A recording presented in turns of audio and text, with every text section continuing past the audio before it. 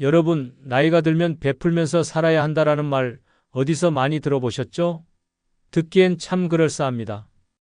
그런데요, 65세가 넘은 당신이 이 말을 철석같이 믿고 살다 보면 그 끝은 생각보다 끔찍할 수 있습니다. 처음엔 기분 좋게 시작했겠죠. 내가 가진 걸 나눠주면 사람들이 나를 더 좋아하고 복도 많이 받겠지라는 마음으로요. 하지만 현실은 냉정합니다. 한번 베풀기 시작하면 사람들은 점점 더 큰 기대를 걸게 되고 나중엔 그 기대가 당연한 권리로 바뀌는 순간이 옵니다. 더 심한 건 내가 그만두려고 하면 왜 이제 안 해요? 라며 비난하거나 멀어지는 사람도 생긴다는 거예요. 그리고 끝없는 요구는 내 건강, 재산, 에너지까지 갉아먹습니다.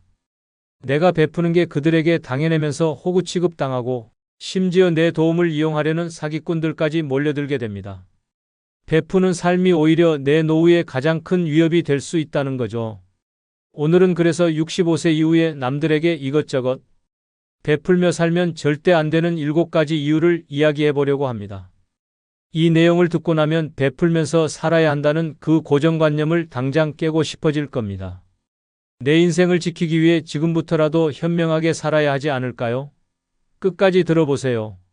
아참 구독, 좋아요, 알림 설정 부탁드립니다. 첫 번째 이유는 베품이 당연한 줄 알게 된다입니다. 처음엔 좋은 마음에서 시작합니다. 저 사람 참 힘들어 보이네. 내가 조금 도와줘야지. 그런데 여러분, 한번 베풀면 그게 끝이 아닙니다. 사람은 참 묘해서요. 한 번 받은 걸 고맙게, 여기다가도 2번, 3번 받으면 그게 당연한 권리라고 착각하기 시작합니다. 예를 들어 동네 이웃이나 친척이 갑자기 이렇게 말한다면 어떨까요? 이번에도 조금만 부탁드릴게요. 처음엔 내가 돕는 게 큰 도움이 되겠지라고 생각하겠지만 그 부탁이 점점 더 커지고 반복되면 마음이 달라집니다. 어느새 그 사람은 이 정도는 저분이 당연히 해주는 거지 라고 여길지도 모릅니다. 더 심각한 건 한번 거절하기 시작하면 상대가 왜 이제 와서 안 도와주냐? 라며 서운함을 느끼고 오히려 관계가 틀어질 수도 있다는 겁니다. 이건 단순히 돈이나 물건의 문제가 아닙니다. 내 시간, 내 에너지, 내 마음까지 베풀다가 보면 정작 내가 필요한 순간에 남아있는 게 없을 수도 있어요. 이젠 좀 쉬어야지라고 결심했을 땐 이미 늦은 경우가 많습니다. 노년에는 내 삶의 주인으로 살아야 합니다. 베풀지 말라는 게 아닙니다. 다만 내가 지치고 힘들어질 정도로 남들에게 의존심을 키워주는 일은 피해야 한다는 거죠. 결국 베풀 때도 한 번쯤은 이게 내게도 정말 괜찮은 선택일까? 라고 스스로에게 물어볼 필요가 있습니다. 내 삶의 소중함을 지키는 것이야말로 가장 현명한 베품 아닐까요? 두 번째 이유는 사기꾼들의 표적이 될 수 있다입니다. 여러분, 베풀기 좋아하는 사람은 사기꾼들에게 최고의 먹잇감이라는 사실 알고 계셨나요? 저분은 남을 돕는 걸 좋아하시는 분이야 라는 소문이 돌기 시작하면 멀리서 사기꾼들이 냄새를 맡고 몰려들기 시작합니다. 그들은 아주 교묘한 방법으로 접근해서 처음에는 감동적인 이야기로 마음을 사로잡습니다. 예를 들어 제가 정말 어려운 처지에 놓였는데 도와주신다면 평생 은혜를 갚겠습니다 라며 눈물까지 보일 수 있습니다. 처음엔 진심 같아서 도와줬는데 한번 도와주고 나면 그 다음엔 사실 더 큰 문제가 있어서요 라는 말을 들으며 점점 더 깊이 얽히게 됩니다. 여기서 끝나면 다행이죠. 사기꾼들은 겉으론 딱하고 불쌍한 모습을 보여주면서 속으로는 내가 가진 돈이나 자산을 어떻게 끌어낼지 계산하고 있을지도 모릅니다. 더 충격적인 건 이런 사기꾼들은 개인적인 네트워크나 동네 소문을 활용해 그분은 이런 사정에 잘 도와주신다더라라는 정보를 퍼뜨립니다. 그 결과 한두 명이 아니라 여러 명의 사기꾼들이 순서대로 접근해오는 연속적인 타격을 받을 수도 있다는 겁니다. 노년에는 특히 방어벽이 중요합니다. 내가 힘들게 모은 재산과 시간을 지키는 건 나 자신뿐입니다. 남을 돕는다는 좋은 의도는 필요하지만 이 세상 모든 사람을 구제할 순 없다는 걸 명심하세요. 내 선의를 악용하려는 사람들에게 마음을 열어주는 순간 그들은 내 인생을 흔들어 놓을 준비가 되어 있을지도 모릅니다. 세 번째 이유는 가족들마저 등을 돌릴 수 있다입니다. 가족에게 베푸는 건 당연하다고 생각하시죠? 하지만 지나치게 베풀다 보면 가족과의 관계까지 틀어질 수 있다는 점 꼭 기억하셔야 합니다. 예를 들어 자식이나 친척에게 꾸준히 금전적 도움을 주던 부모님이 어느 날 더는 여력이 없어 이제는 내가 감당하기 힘들다라고 말하면 어떤 일이 벌어질까요? 그럼 지금까지는 왜 도와줬어요? 라는 서운함과 원망이 터져 나올 가능성이 큽니다. 더 심한 경우 그동안은 줬으면서 이제 와서 왜 안 준다는 거야? 라며 부모님의 도움을 권리처럼 여기는 모습을 보일 수도 있습니다. 그리고 가족 내 재산 분배나 유산 문제가 얽히게 되면 갈등은 더욱 커질 수 있습니다.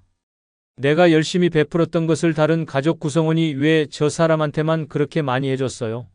라며 따지고 들면 평화로웠던 가족 관계가 순식간에 난장판이 될 수도 있죠. 심지어 자녀들 사이에 갈등이 생기고 결국 나를 원망하게 되는 상황도 생길 수 있습니다. 더 큰 문제는 내가 가족들에게 너무 많이 베풀다 보면 정작 나 자신을 돌볼 여력이 없어진다는 겁니다. 그러면 내가 진짜 어려운 상황에 처했을 때 과연 가족들이 나를 도와줄까요? 그동안 내가 베풀었던 건 이미 잊히고 우린 이미 받을 만큼 받았으니 이제 더는 못 도와준다는 냉정한 대답을 들을지도 모릅니다. 노년에는 가족과의 관계에서도 균형이 중요합니다. 지나치게 베풀며 희생하면 오히려 가족들이 나를 소홀히 대할 가능성이 높습니다. 내 소중한 가족 관계를 지키려면 때로는 도움의 선을 긋는 용기도 필요하다는 걸 꼭 기억하세요. 네 번째 이유는 내 노후 자금이 바닥날 수 있다입니다. 여러분, 노후 자금은 평생의 안전망입니다. 젊었을 때 열심히 일하고 모으고 아껴서 만든 돈이죠. 그런데 이 소중한 노후 자금을 베푸느라 줄줄 새게 만든다면 그 끝이 어떻게 될지 상상해 보셨나요? 내 노후가 불안과 걱정으로 가득 찰 수도 있습니다. 처음엔 작은 금액으로 시작됩니다. 조금 도와주는 건 괜찮겠지라며 몇 번 베풀었는데 어느새 그 금액이 점점 커지고 반복되면서 내가 예상하지 못한 속도로 돈이 빠져나가기 시작합니다. 통장을 볼 때마다 이 정도 금액이면 아직 괜찮아라고 스스로 위안할지도 모르죠. 그런데 문제가 생기는 순간은 따로 있습니다. 갑자기 큰 병원비나 예기치 못한 사고 혹은 오래된 집의 수리 같은 나를 위한 큰 지출이 필요할 때 통장 잔고가 바닥난 걸 깨닫는 그 순간입니다. 내가 힘들게 모아둔 돈이 남을 위해 줄줄 새어나갔다는 걸 깨닫는 건 그야말로 충격적인 경험이 될 겁니다. 더욱 안타까운 건 이렇게 베푼 돈이 내게 돌아오지 않는다는 점입니다. 내가 저 사람을 이렇게 도왔으니 나중에 조금이라도 갚아주겠지? 라고 생각한다면 큰 오산입니다. 노년에 돈이 줄어드는 건 남 탓이 아니라 결국 나의 잘못된 선택에서 시작되는 경우가 많습니다. 노후 자금은 나를 위한 보험입니다. 내 평화, 내 건강, 내 삶의 질을 지키는 유일한 버팀목이죠. 남을 위해 쓰는 건 좋지만 내 노후를 위협할 만큼 줄줄 샌다면 그건 절대 멋진 일이 아닙니다. 내 노후를 먼저 지키는 것이 나를 위한 최고의 베풀미라는 걸 잊지 마세요. 다섯 번째 이유는 내 삶이 뒷전으로 밀릴 수 있다입니다. 나이가 들수록 가장 중요한 건 나를 돌보는 일입니다. 그런데 남들에게 이것저것 베풀다 보면 어느새 내 삶이 뒤로 밀려나는 상황이 생깁니다. 내가 정말로 즐기고 행복을 느껴야 할 시간과 에너지를 남을 위해 쓰느라 정작 내 자신은 소외되는 거죠. 한번 생각해 보세요. 동네 사람들에게 베푸느라 모임이나 행사 준비에 시간을 쏟고 자식이나 친척을 돕느라 매달 생활비에서 적지 않은 돈을 빼주고 친구들에게도 늘 먼저 손을 내밀고 있다면 과연 내 시간과 돈, 에너지는 어디로 가고 있을까요? 결국 내가 하고 싶은 여행, 배우고 싶은 취미, 먹고 싶은 맛있는 음식은 나중으로 미뤄지게 됩니다. 더 심각한 문제는 이런 일이 반복되면 나 스스로도 내가 하고 싶은 걸 해도 되나? 라는 생각을 하게 된다는 겁니다. 남들이 기대하고 있으니 내가 이걸 포기해야겠지라며 내 삶의 우선순위를 점점 포기하게 되는 거죠. 이건 노년에 가장 피해야 할 상황입니다. 노년은 평생 열심히 살아온 나에게 주는 선물 같은 시기인데 내가 나를 돌보지 않는다면 누가 돌봐줄까요? 여섯 번째 이유는 내 건강까지 나빠질 수 있다입니다. 여러분, 남들에게 베푸는 건 마음에 따뜻함을 줄 수 있습니다. 하지만 그게 과도해지면요, 결국 내 몸과 마음의 건강까지 해칠 수 있습니다. 노년에는 건강이 제일 중요한데 남들에게 이것저것 베풀며 에너지를 쏟다 보면 정작 내 자신을 돌볼 여력이 없어지는 상황이 벌어질 수 있습니다. 처음엔 사소한 일처럼 보입니다.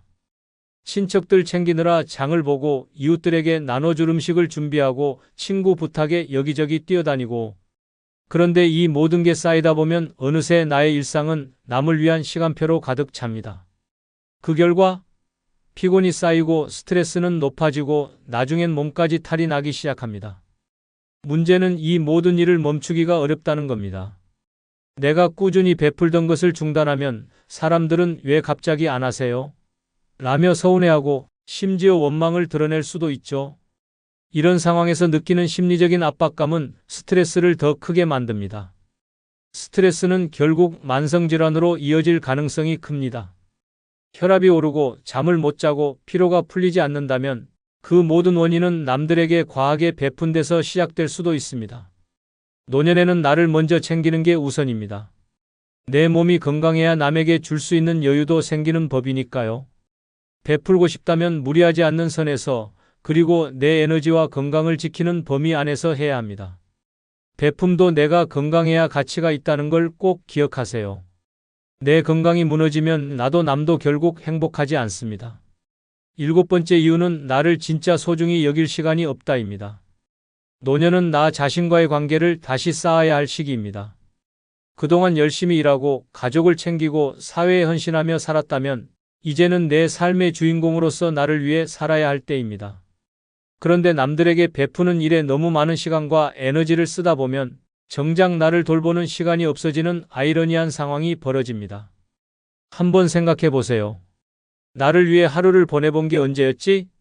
라는 질문에 답할 수 없다면 그건 이미 내 삶이 남들에게 뺏기고 있다는 신호일지도 모릅니다. 아침에 일어나서부터 오늘은 누굴 도와야 하지? 라고 생각하고 내가 하고 싶은 일은 나중으로 미뤄둔다면 그건 내 삶이 아니라 남의 삶을 대신 살아주는 것일 뿐입니다. 더 심각한 문제는 이렇게 사는 게 반복되다 보면 나도 모르게 나 자신을 소홀히 여기기 시작한다는 것입니다. 나는 괜찮아. 이 정도쯤은 감당할 수 있어라는 생각으로 남을 챙기다 보면 나중엔 내가 진짜 원하는 게 뭔지조차 잊어버리게 됩니다. 내 행복이 무엇인지, 내가 뭘 좋아하는지도 모른 채 하루를 마감하는 날이 많아질지도 모릅니다. 노년에는 내가 나를 돌보고 나를 소중히 여기는 시간이 가장 필요합니다. 내가 나를 돌보지 않으면 아무도 대신 내 행복을 책임져 주지 않습니다.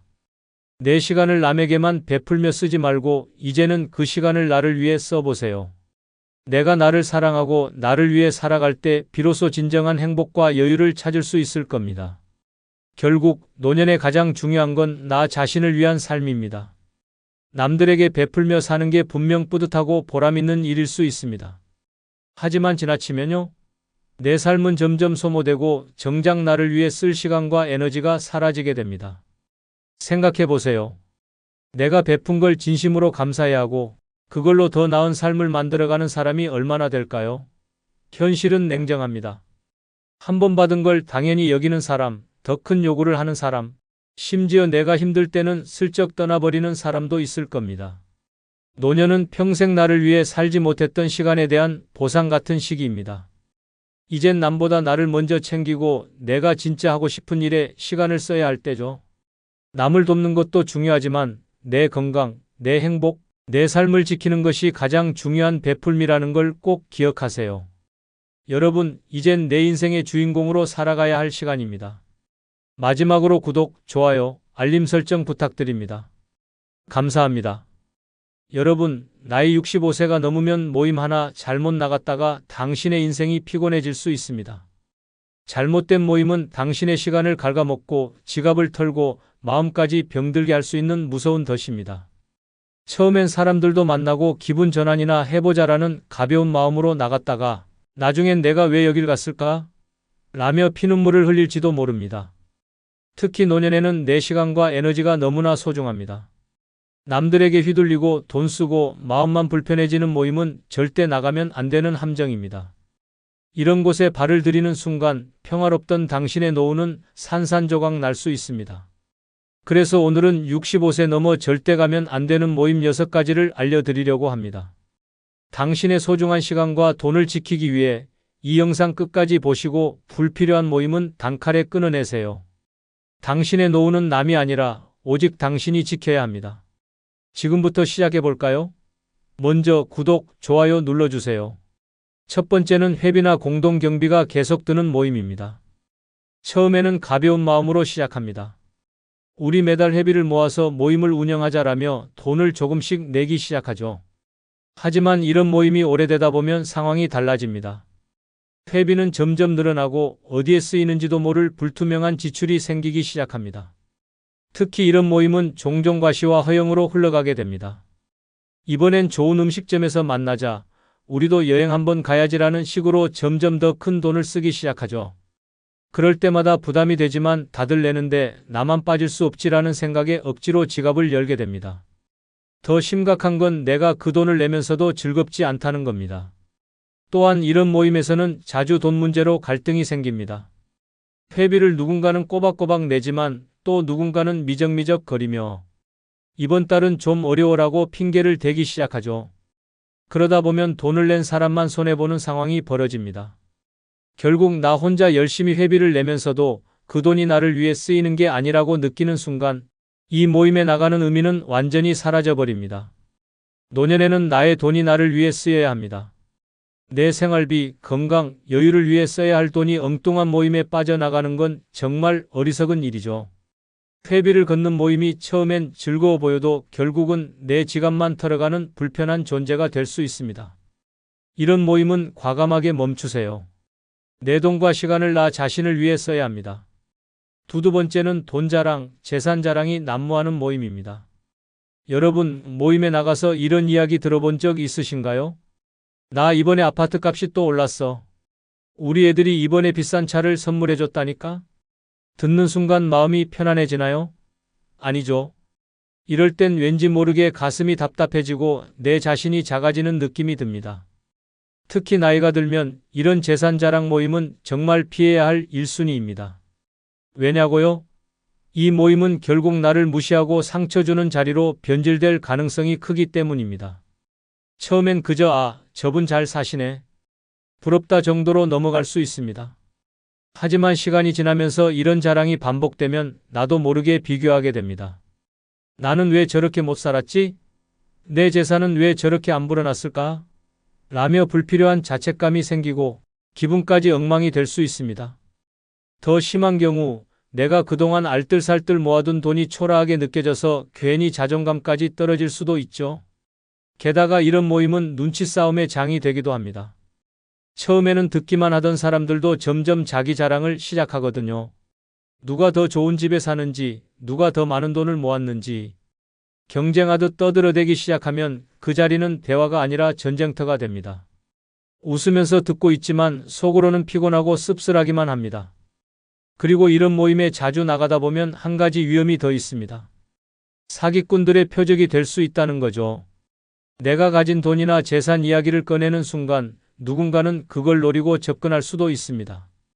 좋은 투자처가 있는데 같이 하실래요?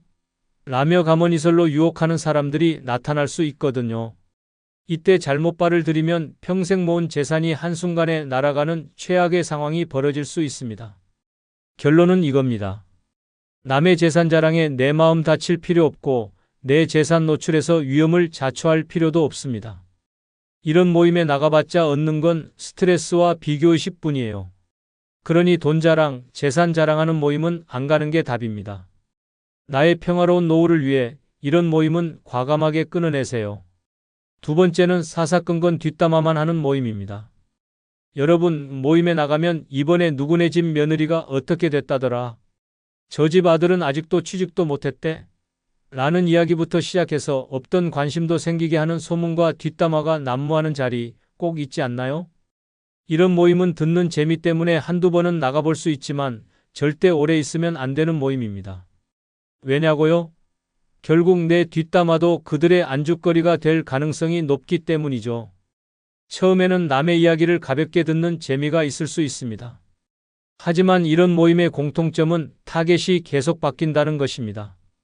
오늘은 다른 사람 이야기로 꽃을 피우지만 내일은 내 이야기가 그 자리에 오를 수 있습니다. 저 사람 요즘 왜 이렇게 혼자 다녀?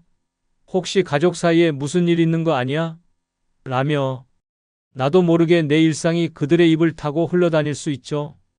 더 심각한 건 이런 뒷담화가 내 평판에 악영향을 미칠 수 있다는 겁니다. 모임에서는 대수롭지 않게 흘려들은 말이 다른 사람을 거치면서 점점 과장되고 왜곡될 수 있어요. 그분 요즘 돈이 많이 모자란가 봐. 저분 건강이 안 좋다더라. 같은 터무니없는 소문이 나를 따라다니기 시작하면 괜히 억울하고 분한 마음만 남게 됩니다. 그리고 이런 모임에 오래 있다 보면 나도 더 의심 많고 불평 불만이 늘어나는 사람이 되어버리죠. 노년에 가장 중요한 건 마음의 평화와 긍정적인 에너지입니다. 남의 뒷담화로 가득 찬 모임은 결국 나를 더 불안하고 불행하게 만들 뿐입니다. 나가면 기분이 좋아야 할 모임이 돌아올 땐 마음이 더 찝찝하고 불편해진다면 그런 모임은 나의 삶에서 과감히 지워버리는 게 답입니다. 내 노후의 품격을 위해 뒷담화만 하는 모임은 절대 가지 마세요. 세 번째는 건강을 해치는 과음과식 모임입니다. 여러분, 모임에 가면 빠지지 않는 게 뭔지 아세요? 바로 술과 기름진 음식입니다. 오랜만에 만났으니 한잔 해야지 라는 말로 시작해 밥상에는 기름, 좔좔 흐르는 고기, 짠 반찬들이 올라오고 잔은 끝도 없이 채워집니다. 그 자리에서는 웃고 떠들며 기분 좋을지 몰라도 집에 돌아온 뒤 몸이 망가지는 소리가 들리는 듯하지 않나요? 노년에 가장 중요한 건 뭐니 해도 건강입니다. 하지만 이런 과음과식 모임에 나가면 내 건강은 나 몰라라 내팽개쳐지기 시작합니다.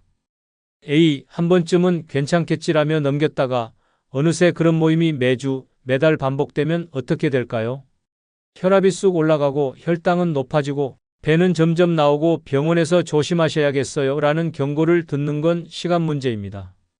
더 큰 문제는 이런 모임이 끝나고 나면 남는 게 없다는 것입니다. 나의 건강은 나빠지고 주머니 사정도 가벼워지지만 정작 내 인생에 의미 있는 대화나 깊은 관계는 찾아보기 어렵습니다. 오늘 참 재미있었어 라고 생각하겠지만 그 즐거움은 잠깐이고 몸은 다음 날까지 숙취와 더부룩함으로 고생할 겁니다. 게다가 이런 모임에 자주 나가다 보면 나쁜 습관이 몸에 배기 시작합니다. 처음엔 어색해서 한두 잔 마시던 술이 어느새 없으면 허전해지고 소식하던 식사량도 점점 늘어납니다. 결국 이런 반복된 생활이 나를 만성 질병의 길로 이끌게 되죠. 더 심각한 건 병원비로 나가는 돈까지 늘어나니 결국 건강과 재정 모두에 타격을 입게 되는 겁니다. 네 번째는 투자나 사업 정보를 공유하는 모임입니다. 여러분, 나이가 들면 은퇴 후에도 돈을 좀 더 불려봐야겠다는 생각이 들 때가 있습니다. 이때 주변에서 좋은 투자처가 있다, 수익이 확실한 사업이 있으니 한번 해보시라며 솔깃한 제안을 하는 사람들이 꼭 등장합니다. 이런 모임에 가면 처음엔 다들 똑똑한 척, 아는 척하며 화려한 말잔치를 벌입니다. 이건 대박이야, 나만 알고 있는 기회야 라는 말이 쏟아지죠. 하지만 아시나요?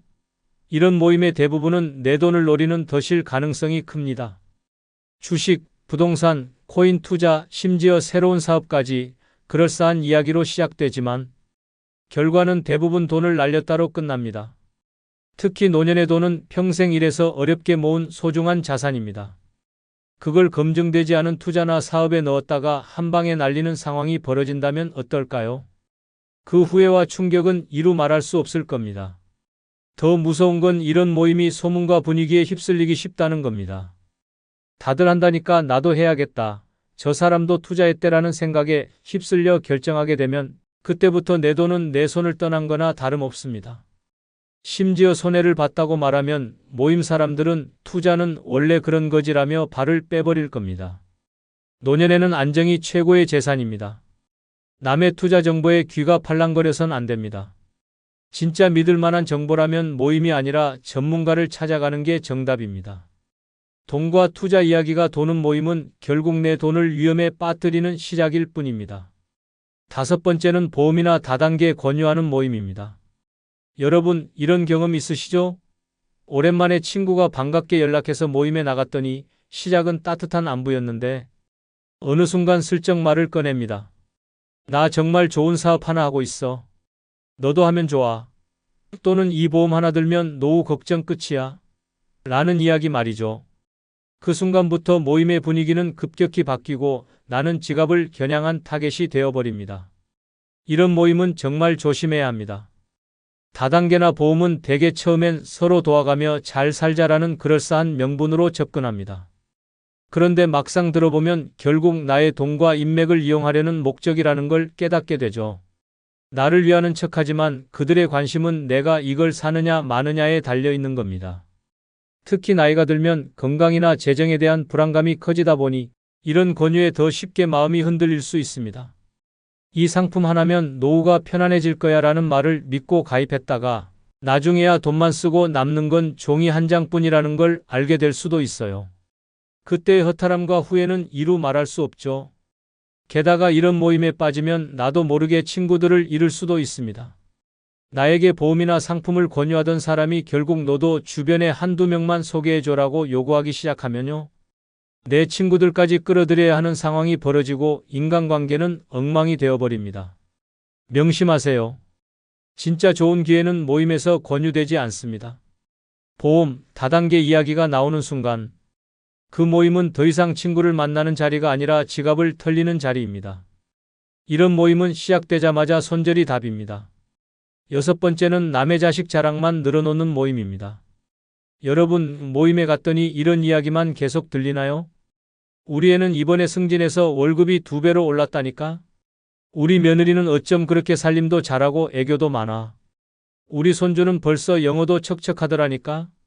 처음에는 대단한 애라며 고개를 끄덕이지만 시간이 지날수록 슬슬 마음이 불편해지지 않나요? 이런 자식 자랑, 손주 자랑만 넘쳐나는 모임은 절대 오래 있어서는 안 됩니다. 왜냐고요? 이 모임의 진짜 목적은 나를 초라하게 만드는 데 있기 때문이죠. 이런 모임에 오래 있다 보면 나도 모르게 비교하게 됩니다. 나는 왜 자식이 연락도 없지? 우리 손주는 아직 겨우 글자만 배우는 데라며 괜히 마음이 상하고 기분이 꿀꿀해집니다. 이런 비교는 결국 내 자존감에 상처를 내고 나를 더 외롭게 만들 뿐입니다. 더 심각한 건 이런 모임의 특성상 내가 요즘 우리 애는 조금 힘들어라고 솔직하게 말하면 어떤 일이 벌어질까요? 겉으로는 아이고 힘들겠네라고 하지만 속으로는 그 집은 저렇다더라라며 뒷말의 주인공이 될 가능성이 큽니다. 결국 나의 고민은 가볍게 소비되고 그 모임은 나에게 더 큰 상처만 남기게 되죠. 노년의 모임은 나를 위로하고 격려하는 자리여야 합니다. 하지만 남의 자식 자랑만 늘어놓는 모임은 나를 초라하게 만들고 내 삶의 행복을 갉아먹는 독이 될 뿐입니다. 자식도 손주도 결국 각자의 인생을 살아가는 거지 그들의 성공이 내 행복을 대신할 순 없습니다. 이런 모임에선 당당하게 외치세요. 나는 내 삶이 제일 행복하다. 자식, 손주 자랑에 휘둘리지 말고 나 자신에게 집중하는 게 진짜 멋진 노후의 시작입니다. 이런 모임은 손절이 답입니다. 내 마음의 평화는 그 무엇과도 바꿀 수 없으니까요. 6번째는 광신적이거나 강요가 심한 종교 모임입니다. 여러분, 종교는 분명 개인의 마음을 위로하고 삶의 힘이 되어줄 수 있습니다. 하지만 문제가 되는 건 강요와 맹목적인 헌금 요구와 믿음이 넘쳐나는 종교 모임입니다. 나이 들어 외롭고 힘든 시기에 이런 모임에 잘못 발을 들이면 처음엔 위로와 평화를 준다며 반갑게 맞아주지만 나중엔 내 시간과 돈을 송두리째 앗아가 버릴 수 있습니다. 이런 모임에 가면 분위기가 참 묘합니다. 처음에는 친절하고 따뜻하게 대해줍니다. 같이 기도하면 마음이 편안해져요라며 감동을 주죠. 하지만 점점 이런 말이 따라 붙습니다. 헌금은 믿음의 표현입니다. 또는 이건 꼭 필요한 일이니까 도와주셔야죠. 나를 위하는 척하며 지갑을 열게 만드는 겁니다. 여기서 한번 넘어가면 끝도 없습니다. 게다가 이 모임들은 종종 나를 통제하려고 합니다. 믿음이 부족해서 그렇다거나 우리 모임에 더 헌신하면 복을 받을 겁니다라며 정신적으로 압박을 가하기 시작하죠. 나의 시간과 돈, 심지어 내 생각과 자유마저 그들의 요구에 맞추게 되는 상황이 벌어질 수 있습니다. 더 무서운 건 이런 모임에 빠지면 가족과도 멀어질 수 있다는 점입니다. 가족들이 걱정해서 그 모임 너무 빠지지 마세요라고 말하면 오히려 당신들은 내 믿음을 몰라 라며 반발하게 될 수도 있습니다. 결국 종교라는 이름으로 가족 간의 갈등까지 불러오고 나중엔 나 혼자 외롭게 남게 되는 경우도 적지 않습니다. 노년의 종교는 위로와 평화를 주는 선에서 그쳐야 합니다. 나를 억압하고 강요하며 내 시간과 돈을 요구하는 종교 모임이라면 그건 이미 종교가 아니라 나를 이용하는 덫일 뿐입니다. 믿음은 나의 자유로워야 하고 내 선택이어야 합니다. 만약 이런 강요가 심한 종교 모임에 나가고 있다면 단호하게 멈추세요. 구독, 좋아요, 알림 설정 부탁드립니다. 댓글에 당신의 경험담을 적어주세요. 감사합니다. 여러분, 한번 솔직히 생각해 봅시다. 나이 들어보니 뭐가 남던가요? 돈? 사람들? 자식들? 웃기지 마세요. 다 부질없습니다. 젊었을 땐 사람 붙들고 돈 끌어모으고 세상 다 가질 것처럼 살았지만 결국 내 손에 남은 건 뭐예요? 아무것도 없잖아요. 특히 노년에는 외로움이 무섭다며 사람들에게 휘둘리다가 내 시간과 돈, 에너지를 몽땅 빼앗기고 결국 남는 건 스트레스와 후회뿐입니다. 괜히 복잡한 인간관계에 발 담그면 피곤하고 쓸데없는 일에 휘말리면 내 인생만 더 고단해집니다. 이제는 정신 차릴 때입니다. 혼자 사는 게 최고입니다. 오늘은 그래서 늙으면 다 부질없다. 이 6가지 하면서 혼자 사는 게 최고다라는 주제로 이야기를 해볼까 합니다. 이 6가지만 제대로 지키면 노년에도 편하고 행복하고 스트레스 없는 완벽한 혼자 살기가 가능합니다. 끝까지 보시면 왜 혼자가 진짜 최고인지 깨닫게 될 겁니다. 지금부터 시작합니다. 먼저 구독, 좋아요 눌러주세요. 첫 번째는 남 눈치 보지 말고 하고 싶은 거 다 하라입니다. 여러분, 한번 솔직히 생각해 보세요. 지금까지 몇 번이나 남들 눈치 보느라 내 하고 싶은 걸 포기했습니까? 나이 들수록 더 심해집니다. 이 나이에 내가 이런 걸 해도 되나? 사람들이 뭐라고 할까? 라는 생각에 스스로를 가둬버리죠. 그런데요, 이런 고민을 하는 동안 당신의 소중한 시간이 그냥 흘러가고 있다는 걸 아십니까? 특히 노년에 남의 눈치를 보면 당신의 삶은 그 순간부터 끝난 겁니다. 내가 여행을 가고 싶어도 에이, 나이 들어서 무슨 여행이야 라며 스스로를 막고 내가 새로 배우고 싶어도 이 나이에 시작해서 뭐 하겠어? 라며 발을 뺍니다. 그리고 그 자리에 남는 건요, 후회와 허무함 뿐입니다. 더 심각한 건 남의 시선 때문에 내 삶의 주인이 내가 아닌 남들이 되어버린다는 겁니다. 사람들이 이걸 어떻게 볼까? 자식들이 뭐라 할까? 라는 생각에 얽매이다 보면 결국 내 인생을 내가 아닌 남들의 기준에 맞춰 살아가게 됩니다. 그런데 한 가지 질문해 봅시다. 당신이 그렇게 남들 눈치를 보며 사는 동안 그 사람들이 당신의 행복에 책임져 주던가요? 아니요. 아무도 당신 대신 행복해지지 않습니다. 노년은 마지막으로 내 삶을 제대로 살아볼 기회입니다. 이제는 남들 눈치 보느라 하고 싶은 걸 포기하지 마세요. 마음에 드는 걸 사고 배우고 싶은 걸 배우고 가고 싶은 대로 가세요. 세상이 뭐라 하든 자식들이 한숨을 쉬든 그게 무슨 상관입니까? 당신의 삶은 당신 겁니다. 남들 눈치 보다가 내 인생 다 망치는 일은 절대 없어야 합니다. 이제부터는 당당하게 하세요. 내가 하고 싶은 건 내가 한다. 사람들이 뭐라 하든 그들의 시선은 내 인생에 아무 의미도 없습니다. 지금부터는 내가 하고 싶은 걸 눈치 보지 않고 다 하세요. 그게 진짜 자유고 진짜 행복입니다. 노년은 내가 주인공입니다. 남들이 아니라 나를 위해 살아가세요. 두 번째는 쓸데없는 인간관계 끊기입니다. 여러분, 한번 솔직히 말해봅시다. 당신 주변 사람들 진짜 당신을 위해 존재하나요? 젊었을 땐 인맥이고 뭐고 다 중요해 보였죠. 하지만 나이 들고 보니 다 소용없더라고요. 이제 남는 건 진짜 나를 위해 주는 사람 몇 안 되는 친구나 가족뿐입니다. 나머지요? 다 귀찮고 피곤한 존재들입니다. 특히 노년엔 인간관계가 더 위험합니다. 사람 만나면 처음엔 좋죠.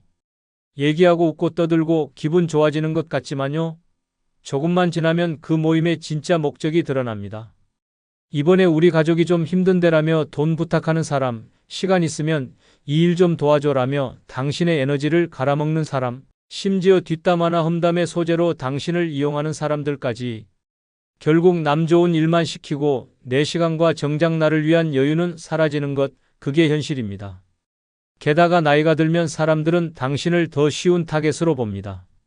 뭐든지 잘 도와주고 잘 들어주고 쉽게 넘어갈 것 같아 보이니까요. 결국 당신의 선의를 당연히 여기고 그걸 빼앗아 가려고 들겠죠. 왜 그런 관계에 나를 소모합니까? 이제는 단호하게 끊어야 합니다. 쓸데없는 인간관계는 노년의 암덩어리 같은 존재일 뿐입니다. 사람들과 얽혀서 내 에너지만 소모되고 불필요한 갈등만 늘어나는 관계는 이제 끝내세요. 진짜 내 마음을 위로하고 나에게 기쁨을 주는 소수의 관계만 남기고 나머지는 싹 정리해버리는 게 정답입니다. 노년에는 혼자 사는 시간이야말로 진짜 평화롭고 행복한 삶의 비결입니다. 쓸데없는 인간관계, 당장 손절하세요. 세 번째는 돈 함부로 쓰지 않기입니다. 여러분, 노년에 가장 위험한 게 뭔지 아세요? 돈을 함부로 쓰는 겁니다. 여기저기 베풀고 쓸데없이 남들에게 쓰고 혹은 누가 좋다는 말에 홀려서 투자하고 그러다가 내 평생 모은 돈이 바닥나면요. 그땐 정말 피눈물 흘리게 됩니다. 특히 노년엔 주변에서 돈을 노리는 사람과 상황이 끝도 없이 몰려옵니다. 이 좋은 기회를 놓치면 안 되죠. 라며 투자 이야기를 꺼내는 사람, 어르신, 이번에 우리 가족 좀 도와주세요 라며 선의를 요구하는 친척, 그리고 이 상품 하나면 노후 걱정 끝, 이라며 접근하는 사기꾼들까지. 이런 말에 휘둘리다 보면 내 소중한 돈이 하나둘 빠져나가는 걸 멍하니 지켜보게 될 겁니다. 더 큰 문제는 한 번 돈을 쓰기 시작하면 사람들이 그걸 당연시한다는 것입니다. 내가 도와주면 고맙다며 끝낼 줄 알았죠? 아니요. 다음에도 부탁드릴게요 라는 말과 함께 더 큰 기대와 요구가 따라옵니다. 결국 내 돈을 위해 주는 건 나 자신밖에 없다는 사실을 그제야 깨닫게 되죠. 노년에는 돈을 지키는 게 곧 나를 지키는 겁니다. 내 건강, 내 생활, 내 평화를 위해서라면 돈은 내가 쓰고 싶은데 써야 하고 필요할 때를 대비해 아껴야 합니다. 이제는 남들을 위해 돈 쓰지 마세요. 그 돈은 평생 열심히 살아온 당신 자신을 위한 겁니다. 함부로 돈 쓰는 습관 지금 당장 끊으세요. 그래야 진짜 행복한 노년이 시작됩니다. 네 번째는 남 신경 끄고 내 건강 챙기기입니다. 여러분, 나이 들면 가장 소중한 게 뭐냐고요? 건강입니다. 그런데 정작 우리는 내 건강보다 남들 눈치 보는데 더 많은 시간을 씁니다. 자식 걱정, 주변 사람들의 시선, 사회적 체면까지. 그런데 한번 생각해 보세요. 남들이 내 건강을 챙겨줍니까? 아니요. 아플 때 고통받는 건 오직 나 자신입니다. 특히 노년에는 남들 눈치 보느라 내 몸을 망가뜨리는 일이 끝도 없이 생깁니다.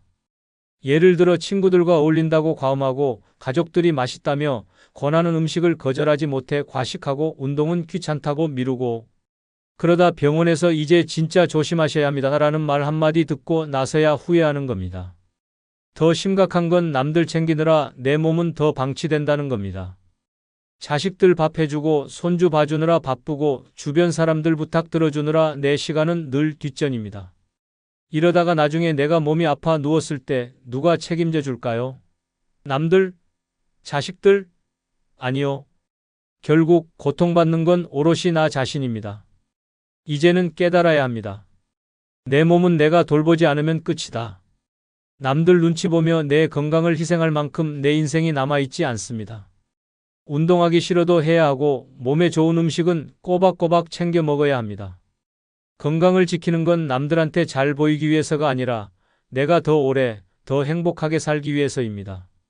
남들 신경 끄고 내 건강에 올인하세요. 남들이 뭐라든 내 몸을 소중히 여기는 게 혼자 살면서 행복하게 사는 비결입니다. 병원 침대에 누워 후회하는 날이 오기 전에 지금 당장 건강부터 챙기세요. 다섯 번째는 가난한 사람과 절대 엮이지 않기입니다. 여러분, 가난한 사람과 친해지는 게 꼭 나쁜 일이라고 생각하지 않을 겁니다. 하지만 노년엔 이야기가 달라집니다. 가난한 사람과 엮이는 순간 당신의 시간, 돈, 에너지가 끝도 없이 빨려 들어가는 수렁이 될 수 있습니다. 처음엔 좀 도와달라는 사소한 부탁으로 시작하죠. 조금만 힘이 되어주세요 라며 고개를 숙이던 그들은 당신이 한번 도와준 순간부터 당신을 지갑으로 보기 시작합니다. 한 번 도와주면 고맙다면서 다시 찾아옵니다. 두 번 도와주면 이제 그게 당연한 권리처럼 느껴지죠. 그리고 나중엔 어떻게 될까요? 이제는 내가 없으면 저 사람은 안 되겠지라는 이상한 책임감이 당신을 휘감게 됩니다. 결국 그들의 문제는 끝없이 커지고 당신은 그 늪에서 빠져나올 수 없게 되는 겁니다. 가난한 사람들은 종종 자기 문제를 스스로 해결하지 못합니다. 그리고 그 문제를 풀 열쇠를 당신에게서 찾으려 합니다. 하지만 한 가지 기억하세요. 그들의 문제는 당신이 아무리 도와줘도 해결되지 않습니다. 오히려 당신이 도와줄수록 더 의존하게 되고 나중엔 도와주던 사람이 갑자기 안 도와주면 더 힘들다며 당신을 원망할 가능성까지 생깁니다. 더 충격적인 건 이런 관계가 당신을 정신적으로도 파괴한다는 겁니다. 한번 돕기 시작하면 죄책감이 따라 붙습니다. 내가 더 해줄 수 있었는데 혹시 내가 손을 놓으면 이 사람은 어떻게 될까? 라는 생각이 머릿속을 떠나지 않게 되죠. 하지만 현실은 냉정합니다. 그들은 당신의 죄책감 위에 더 큰 요구를 쌓아 올릴 준비가 되어 있습니다.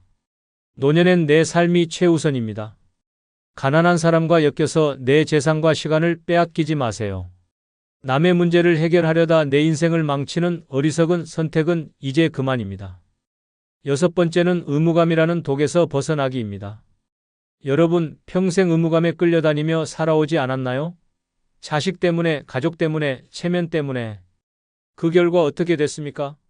남들은 당신의 희생을 당연하게 여기고 정작 당신은 텅 빈 마음과 지친 몸만 남았습니다. 그런데 노년에까지 이런 의무감에 사로잡혀 산다면요? 그건 스스로를 고문하는 일일 뿐입니다. 특히 자식 문제는 의무감의 최악의 형태입니다. 부모라면 당연히 해줘야죠. 지금까지도 해줬잖아요 라는 말로 당신을 옭아맵니다. 그런데 한 가지 질문해 봅시다. 그들은 당신을 위해 무엇을 해주었나요? 당신이 모든 걸 희생하고 심지어 노후 자금까지 털어줬는데 막상 당신이 힘들어지면 그들은 어디에도 없을 가능성이 높습니다. 더 큰 문제는 이런 의무감이 당신의 자존감을 파괴한다는 겁니다. 내가 이걸 하지 않으면 내가 나쁜 사람일 거야 라는 생각에 갇혀 당신은 점점 자신을 옭아맵니다. 하지만 현실은요? 아무리 당신이 희생하고 노력해도 누구도 당신의 희생을 제대로 기억해주지 않을 겁니다. 충격적이지만 진실입니다. 의무감은 당신 스스로 만든 족쇄일 뿐입니다. 이제 그 족쇄를 끊으세요. 자식이든 가족이든 주변 사람이든 당신의 노후는 그들에게 갚아야 할 빚이 아닙니다. 노년엔 당신 자신이 최우선이어야 합니다. 하고 싶은 걸 하고 즐기고 싶은 걸 즐기세요. 의무감 따위는 과감히 버리고 이제부터는 당신을 위해 사세요. 남의 기대에 끌려다니는 삶을 멈추는 순간 당신의 진짜 노년이 시작됩니다. 여러분, 결국 노년의 가장 중요한 건 남이 아닌 나 자신입니다. 사람들에게 휘둘리고 의무감에 얽매이고 돈과 시간, 에너지를 남들한테 쏟아붓는 삶은 이제 끝내야 합니다. 그런 삶엔 평화도 없고 행복도 없습니다. 냉정하게 말하죠. 남들은 절대 당신의 삶을 대신 살아주지 않습니다. 당신이 힘들어질 때, 외로울 때, 돈이 바닥날 때 그들이 도와줄까요? 아니요. 그들은 사라질 뿐입니다. 그런데 왜 그 사람들을 위해 내 삶을 소모합니까? 그럴 가치 없습니다. 노년은 내 인생의 마지막이자 최고의 무대입니다. 이 무대를 남들 눈치 보며 살아간다면 그건 내 인생을 스스로 망치는 겁니다. 이제는 남이 아닌 나를 위해 살아야 할 때입니다. 쓸데없는 인간관계 끊고 하고 싶은 거 하고 돈도 나를 위해 쓰고 내 시간을 즐기세요. 남들에겐 미안하지만 이제 당신의 노후는 오직 당신을 위해 존재해야 합니다. 남들이 뭐라든 신경 쓰지 마세요. 당신 인생의 주인공은 오직 당신 자신입니다. 지금부터라도 당신만을 위한 행복을 찾으세요. 남은 시간은 당신 겁니다. 끝으로 구독, 좋아요, 멤버십 가입해 주시면 더 좋은 영상으로 찾아뵙겠습니다. 안녕히 계십시오. 여러분, 노년의 가장 어리석은 행동이 뭔지 아십니까? 바로 자식에게 모든 걸 털어놓는 것입니다. 그래도 내 자식인데 이 정도 얘기는 괜찮겠지라는 착각으로 말을 꺼냈다가 관계가 엉망이 되고 내 인생마저 피곤해질 수 있습니다. 특히 자식에게 잘못된 말을 하면요. 그 순간부터 당신은 부담스러운 존재 1순위로 등극하게 됩니다. 자식은 겉으론 고개를 끄덕이며 듣는 척하겠지만 속으로는 왜 이런 얘기를 나한테 하지? 라며 거리를 두기 시작할 겁니다. 잘못하면 부모와 자식의 관계가 의리로 억지로 만나는 사이로 변질될 수도 있어요. 그래서 오늘은 노후에 절대 자식에게 말하면 안 되는 5가지를 이야기하려 합니다. 이 6가지를 알면 자식과의 관계도 당신의 남은 삶도 훨씬 더 편안하고 행복해질 겁니다. 반대로 모른다면 평생 모은 존중과 사랑이 한순간에 무너질 수도 있습니다. 지금부터 시작합니다. 구독, 좋아요 눌러주세요. 첫 번째는 재산 이야기는 절대 꺼내지 마라입니다. 여러분, 자식에게 재산 이야기를 꺼내는 순간 그 관계는 신뢰에서 거래로 변질됩니다. 그래도 내 자식인데 나중에 이걸 잘 물려받겠지라는 마음으로 꺼낸 한마디가 자식에게는 이상한 기대감을 심어줄 수 있습니다. 아, 우리 부모님 재산이 이 정도구나라며 속으로 계산기를 두드리게 만들죠. 그런데 여기서 문제가 생깁니다. 만약 재산 규모가 자식의 기대보다 크면 이 돈 내가 더 잘 쓸 수 있겠다라며 욕심이 생길 수 있고, 반대로 규모가 작으면요. 이 정도밖에 안 돼? 나중에 힘들겠네라며 실망과 불만이 쌓이게 됩니다. 어느 쪽이든 결과는 똑같습니다. 부모와 자식 사이에 불편한 기류가 흐르게 된다는 것이죠. 더 심각한 건 재산 이야기가 자식들 사이에 갈등을 불러올 가능성입니다. 한 자식에게만 슬쩍 귀띔을 했다고 생각해 보세요. 너는 큰아들이니까 이거 알아두면 좋겠다는 식으로요. 그 말이 결국 다른 자식에게 흘러가면 형제간의 신뢰와 유산 다툼의 씨앗이 싹트게 됩니다. 엄마가 형한테만 그런 얘기를 했어? 우리도 권리 있지 않아? 라며 서로 불편한 감정을 갖기 시작할 겁니다. 심지어 재산 이야기는 부모 자신의 자유를 구속하는 올가미가 될 수도 있습니다. 자식이 부모의 재산 규모를 알게 되면 그 순간부터 이건 이렇게 쓰셔야죠. 그 돈은 나중에 남겨두셔야 하지 않겠어요? 라는 간섭이 시작될 가능성이 큽니다. 한번 들어본 경험 있으신가요? 자식이 은근히 당신의 소비를 통제하려 드는 모습 말입니다. 결국 당신의 돈인데도 그 돈을 어떻게 써야 할지 고민하며 눈치를 보게 됩니다. 결론은 간단합니다. 재산 이야기는 자식에게 절대 꺼내지 마세요. 노년의 내 돈과 내 자유를 지키는 가장 현명한 방법은 내 자산과 관련된 모든 정보를 철저히 비밀에 붙이는 겁니다. 자식에게 재산 이야기를 하느니 차라리 내가 평생 모은 돈을 평화롭게 쓰면서 나를 위해 살겠다고 다짐하는 게 더 낫습니다. 재산 이야기는 입 밖에도 내지 마세요. 독자분의 실제 사연 하나를 말씀드리겠습니다. 60대 중반의 박 씨는 은퇴 후 자식들에게 나중에 혹시 무슨 일이 생기면 이 재산은 이렇게 나누자며 재산 이야기를 꺼냈습니다. 큰아들에게는 너는 장남이니까 이 집은 내 몫이다라고 했고, 작은아들에게는 너도 걱정 마라, 통장에 따로 넣어둔 돈이 있다며 안심을 시켰죠. 처음엔 자식들도 고개를 끄덕이며 별 문제 없어 보였어요. 그런데 며칠 뒤 폭풍이 몰아치기 시작했습니다. 큰아들이 먼저 불만을 터뜨렸습니다.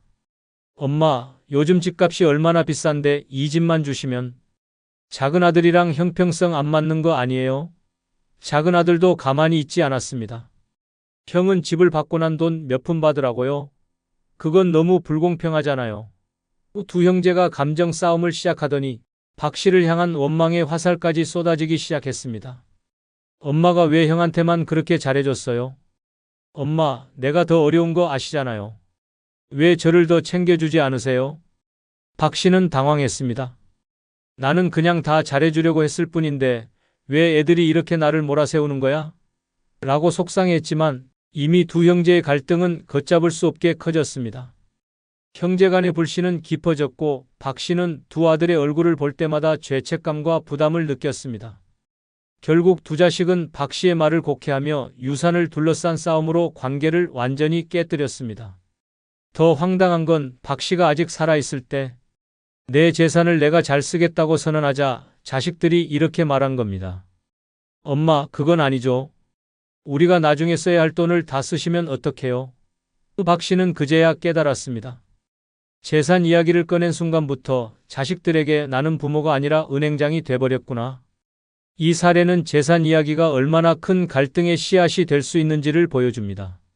잘해보겠다는 마음으로 시작한 이야기가 형제간 싸움과 부모의 고통으로 이어질 수 있다는 걸 잊지 마세요. 재산은 철저히 비밀로 하고 내 노후의 행복을 위해 사용하는 게 가장 현명한 방법입니다.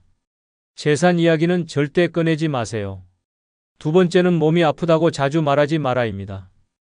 여러분, 나이 들면 여기저기 아프고 불편한 데가 생기는 건 자연스러운 일이죠. 하지만 그걸 자식에게 자꾸 말하기 시작하면 어떤 일이 벌어질까요? 처음엔 자식도 걱정하는 척합니다. 엄마, 어디가 불편하세요?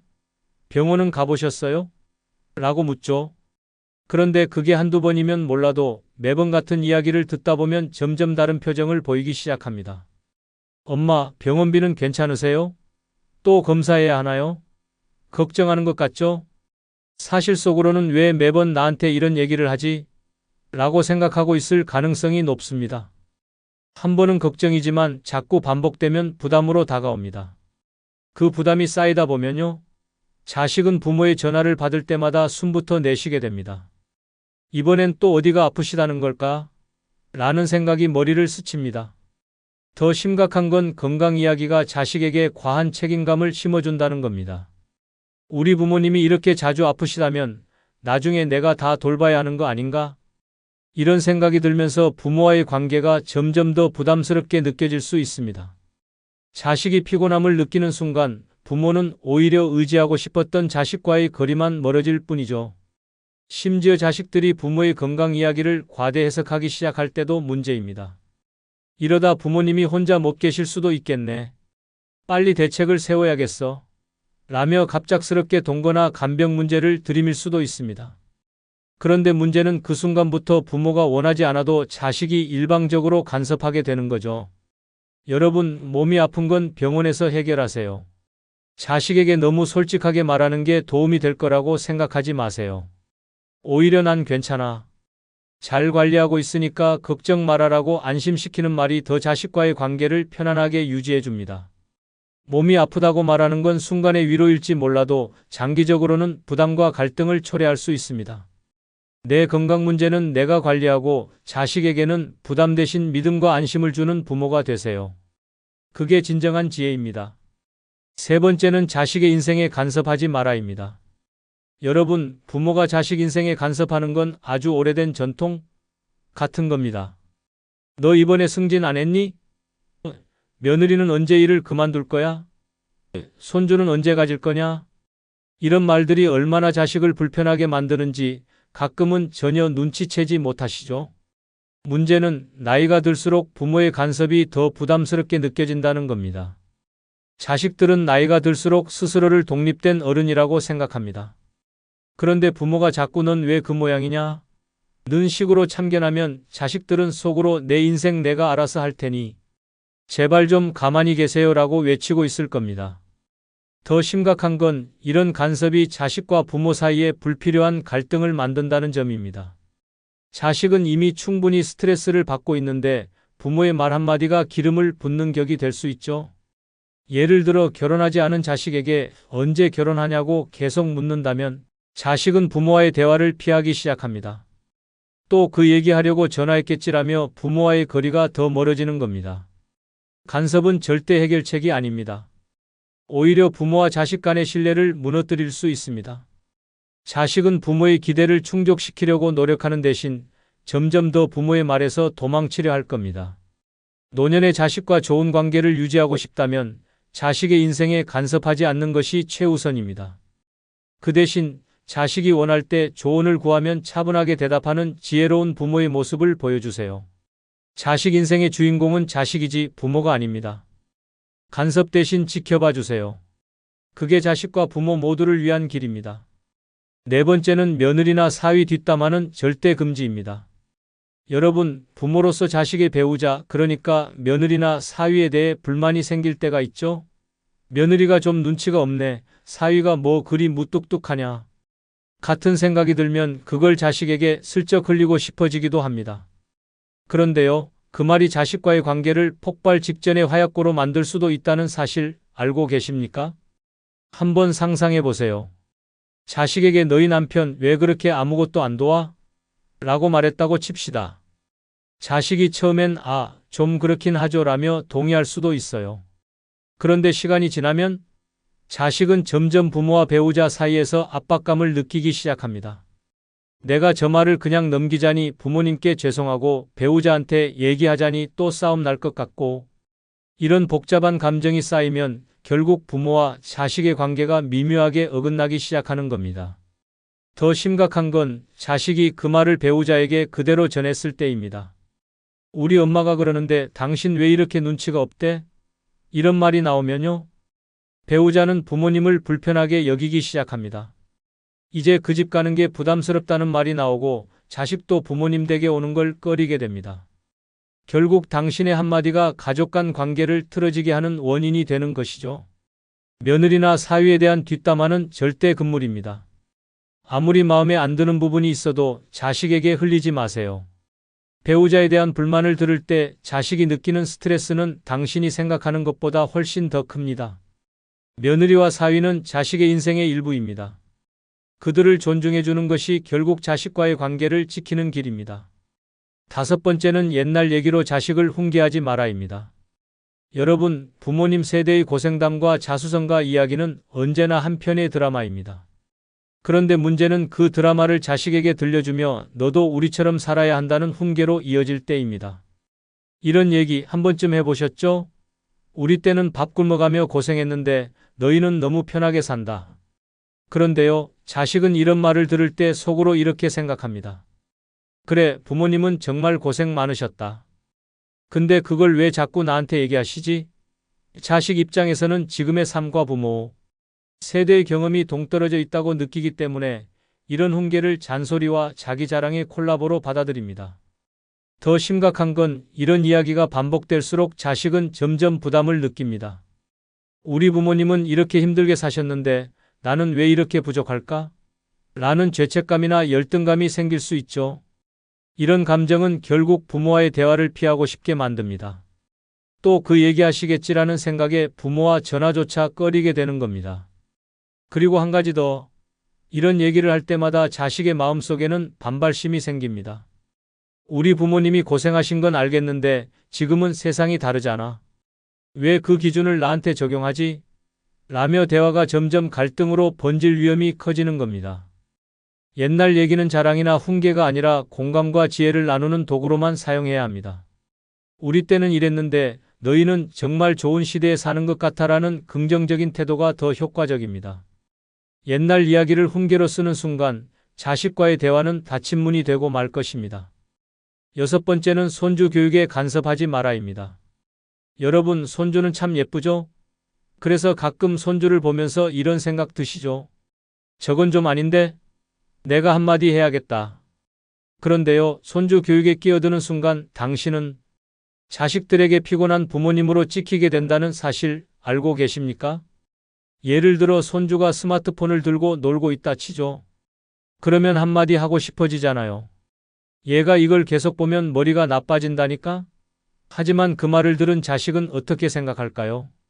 우리 애를 왜 우리 부모님이 참견하지? 라는 불편함이 생깁니다.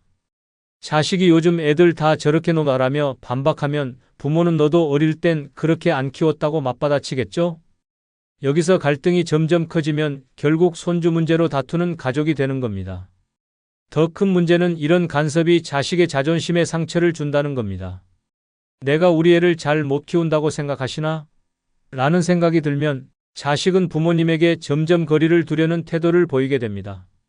나중에는 손주를 데리고 부모님 댁에 오지도 않을 가능성이 커지죠. 그리고 손주가 듣는 앞에서 자식을 교육 방법으로 지적하는 건 최악입니다. 손주는 우리 부모님이 할머니한테 혼나네? 라고 느끼고 자식은 내 앞에서 애의 교육 방식까지 지적하시다니라며 속으로 화를 사귀게 됩니다. 손주는 자식의 자녀입니다. 그 아이의 교육은 부모의 몫입니다. 간섭하지 말고 그냥 귀엽게 봐주고 사랑만 듬뿍 주세요. 손주를 키우는 건 자식이고 당신은 그저 행복하게 웃으며 지켜보는 조력자가 되는 것이 최선입니다. 노후에는 자식에게 기대지 않고 스스로 행복을 찾는 부모가 진짜 멋집니다. 자식과 적당한 거리를 유지하며 말을 아끼고 존중을 주는 것이 자식과의 관계를 오래도록 편안하게 유지하는 비결입니다. 이제는 무거운 말 대신 가벼운 웃음과 따뜻한 한마디로 자식과의 관계를 더 풍성하게 만들어 보세요. 말 한마디가 당신의 노후를 바꿉니다. 그럼 다음에 더 좋은 영상으로 찾아뵙겠습니다.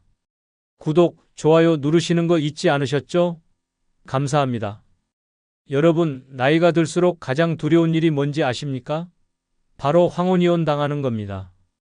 젊었을 땐 이 사람과는 평생 함께할 거야 라고 믿었겠지만 나이가 들고 관계가 삐걱대기 시작하면 작은 말 한마디가 큰 틈을 만들어버릴 수 있습니다. 특히 그래도 남편인데 이 정도 얘기는 괜찮겠지라고 생각하고 무심코 던진 말이 남편에게는 이젠 정말 못 참겠다는 결정적인 이유가 될 수 있습니다. 내가 이렇게까지 고생했는데 이 정도는 들어줄 줄 알았지라고 생각하지만요. 아니, 솔직히 말해 남편과의 관계는 더 틀어지고 당신만 속상해질 가능성이 더 큽니다. 이런 말들이 쌓이면 남편은 겉으로는 무덤덤한 척하지만 속으로는 점점 거리를 두며 마음의 문을 닫아갑니다.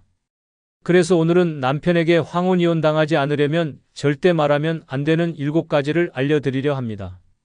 이 7가지만 조심해도 남편과의 관계를 지키고 황혼을 평화롭게 보낼 수 있습니다. 반대로 이를 무시하면 어느 날 남편이 우리 이제 그만하자라고 말할 수도 있습니다. 끝까지 들으시고 소중한 관계를 지키는 방법을 꼭 알아가세요. 지금 시작합니다. 그리고 구독, 좋아요 눌러주세요. 첫 번째는 이혼을 암시하는 말을 절대 꺼내지 마라입니다. 여러분, 화가 날 때 가끔 우리 진짜 이혼할까? 라는 말을 꺼내보신 적 있나요? 아니, 솔직히 말해 그냥 순간의 감정으로 한 말일 겁니다. 하지만 그 한마디가 남편의 마음속에 치명적인 흔적을 남길 수 있습니다. 남편은 우리 이혼할까? 라는 말을 듣는 순간 2가지 생각을 합니다. 첫째는 진심일까? 둘째는 이 관계가 정말 끝날 수 있겠구나. 이 2가지 생각이 결합되면 남편은 당신과의 관계를 더 이상 회복할 필요가 없다는 신호로 받아들일 수 있습니다.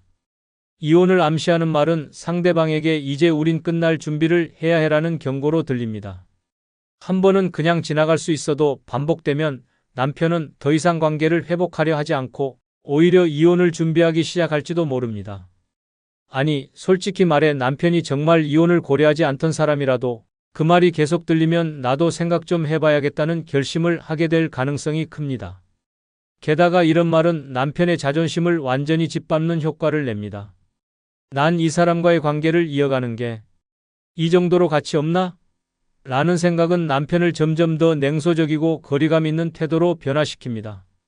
이혼을 암시하는 말은 결코 관계를 개선하지 못합니다. 오히려 서로 간의 신뢰를 파괴하는 촉매제가 될 뿐입니다. 대신 화가 난다면 감정을 표현하되 우리 사이를 어떻게 더 나아지게 만들 수 있을까? 라는 방식으로 대화를 이끌어 보세요. 우리 이혼할까? 라는 말은 금지어입니다. 이 말을 뱉는 순간 그 관계는 이미 끝을 향해 가고 있다는 걸 잊지 마세요. 2번째는 옛날 일로 남편을 끊임없이 비난하지 마라입니다. 여러분, 남편에게 가장 듣기 싫은 말이 뭔지 아십니까? 바로 옛날에 너 그랬잖아입니다. 젊었을 때 남편이 했던 잘못된 행동이나 서운했던 일이 지금까지도 남아있다고요? 이해합니다. 하지만 그걸 꺼내는 순간 남편은 속으로 이렇게 생각할 겁니다. 아직도 그 얘기를 꺼내? 나는 평생 죄인이네. 예를 들어 보겠습니다. 남편이 과거에 큰 실수를 해서 그때 당신이 정말 힘들었다고 해봅시다. 시간이 흘러서도 그때 너 때문에 얼마나 힘들었는지 알아? 라는 말을 반복하면 남편은 점점 대화를 피하게 됩니다. 아니, 솔직히 말해 복수는 되겠지만 그 결과는요? 남편이 마음의 문을 완전히 닫아버리는 겁니다. 더 심각한 건 과거 이야기를 반복하면 남편은 내가 뭘 해도 인정받지 못한다는 좌절감에 빠진다는 겁니다. 내가 지금 아무리 노력해도 저 사람은 과거를 절대 잊지 못할 거야라는 생각이 남편을 점점 멀어지게 만듭니다. 결국 그 관계는 현재와 미래가 없는 과거에만 갇힌 관계가 되고 마는 거죠. 남편과의 관계를 지키고 싶다면 과거 이야기를 꺼내는 대신 현재의 좋은 점을 이야기하는 법을 배워야 합니다. 과거는 흘러갔습니다. 남편이 당신을 위해 노력하고 있는 지금을 봐야 합니다. 그때 정말 힘들었지만 지금은 당신 덕분에 많이 안정됐어 라는 말 한마디가 남편의 마음을 다시 열게 할 수 있습니다. 옛날 이야기는 과거의 자신을 탓하는 도구가 아닙니다. 지금 남편의 노력을 인정하고 미래를 함께 만들어가는 데 초점을 맞춰야 합니다. 과거로 남편을 붙잡지 말고 현재와 미래로 함께 나아가세요. 3번째는 남편의 부모를 험담하지 마라입니다. 여러분, 남편 앞에서 그의 부모님에 대해 불만을 털어놓은 적 있으신가요?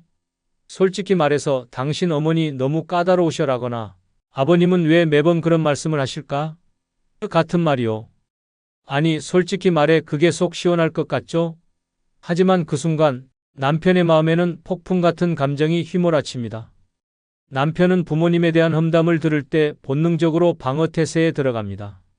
우리 엄마는 원래 그런 분이셔. 그걸 왜 이해 못해? 라며 반박하거나 아무 말도 하지 않으면서 속으로는 불쾌함이 쌓이죠. 내가 부모님 욕을 듣기 위해 결혼했나? 라는 생각이 들 수도 있습니다. 더 큰 문제는 이런 말들이 반복되면 남편은 당신과 부모님 사이에서 극심한 스트레스를 느끼게 된다는 겁니다. 한쪽은 배우자로서의 불만을 말하고 다른 한쪽은 부모로서의 권위를 내세우니 남편은 중간에서 도망치고 싶어질 겁니다. 심지어 남편이 아무리 당신 편을 들어주더라도 속으로는 서운함과 죄책감이 남습니다. 내가 우리 부모님을 충분히 지키지 못했네라는 생각이 들면 그 감정은 다시 당신에게 냉담함으로 돌아올 수 있습니다. 그렇다고 불만이 생겨도 무조건 참으라는 얘기는 아닙니다. 중요한 건 표현 방식입니다. 직접적으로 험담하는 대신 당신 부모님은 이런 점이 참 좋으신데 이런 부분은 조금 힘들더라라고 말하면 남편도 더 열린 마음으로 대화를 할 겁니다. 남편의 부모님은 그가 평생을 함께한 가족입니다. 그들을 부정하는 말은 곧 남편의 일부를 부정하는 것과 같습니다. 험담 대신 서로를 이해할 수 있는 대화를 시도하세요. 남편 앞에서 부모님 험담은 금물입니다. 네 번째는 남편의 외모나 능력을 깎아내리지 마라입니다. 여러분, 남편에게 당신 살 좀 빼야겠어 라거나 이 나이에 그렇게 버는 거면 너무 적지 않아? 같은 말을 해본 적 있으신가요? 아니, 솔직히 말해 그냥 조언 정도로 한 얘기였을 겁니다. 하지만 남편은 그 말을 듣는 순간 속으로 자존감이 산산조각 나는 느낌을 받습니다. 특히 외모에 대한 지적은 남편에게 직접적인 상처로 다가옵니다. 왜 이렇게 배가 나왔어? 머리가 너무 많이 빠졌네 같은 말을 들으면 남편은 겉으론 아무렇지 않은 척할지 몰라도 속으로는 내가 더 이상 매력적인 남편이 아니구나라고 느낍니다. 그 상처가 쌓이면 남편은 점점 당신과 거리를 두게 될 가능성이 큽니다. 능력에 대한 비난은 더 치명적입니다. 당신 친구들은 다 승진했더라. 당신은 왜 그 자리에 그대로야? 이런 말을 들으면 남편은 난 이 집에서 아무 쓸모도 없는 사람이구나라는 생각에 빠지게 됩니다. 자존감이 떨어지고 가정을 위해 더 노력해야겠다는 마음은 사라지고 대신 포기와 무기력이 찾아올 수 있습니다. 더 무서운 건 이런 비난이 반복되면 남편은 당신 앞에서 자신을 감추기 시작한다는 겁니다. 자신의 약점을 보이기 싫어서 대화를 피하고 결국 부부 사이에 냉랭한 벽이 생기게 되는 거죠. 남편의 외모나 능력을 지적하는 대신 그가 잘하는 부분을 칭찬해 주세요. 당신은 참 믿음직스러워. 당신 덕분에 내가 항상 힘을 얻어라는 말을 들으면 남편은 오히려 더 노력하고 싶은 마음이 생길 겁니다. 비판은 남편의 마음을 닫게 하고 칭찬은 남편의 에너지를 열게 합니다. 남편의 자존심을 지켜주세요. 그것이 행복한 부부 관계의 시작입니다. 다섯 번째는 다른 집과 비교하지 마라입니다. 여러분, 남편에게 다른 집은 이렇게 잘 사는데 우리는 왜 이 모양이야? 라는 말을 해본 적 있으신가요? 아니, 솔직히 말해 이 정도는 괜찮겠지 싶었죠? 하지만 이런 비교의 말이야말로 남편의 마음에 칼을 꽂는 행위라는 사실 알고 계셨나요? 예를 들어 옆집 부부가 새 차를 뽑았다는 얘기를 듣고 누구는 새 차도 뽑고 잘 사는데 우리는 왜 이런 차를 계속 타야 해? 라고 말해보세요. 남편은 속으로 이렇게 생각합니다. 그래, 나는 저 사람만큼 능력이 없지. 그래서 내가 나한테 실망했구나.